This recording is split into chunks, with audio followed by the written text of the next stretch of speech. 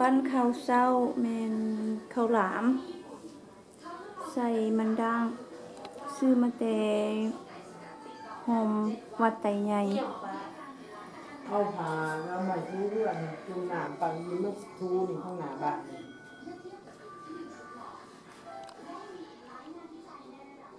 ปั่นมันจะคาเพื่อตัวเก่าหันทูข้างหน้าหนึ่งคน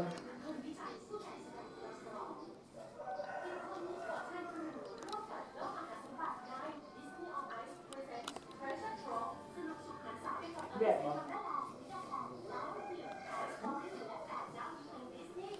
มันด่าง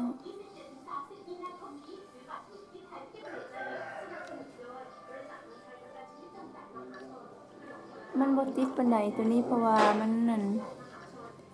ไม่ไผ่นะไม่ไผ่แก่มันติดพอดีคัก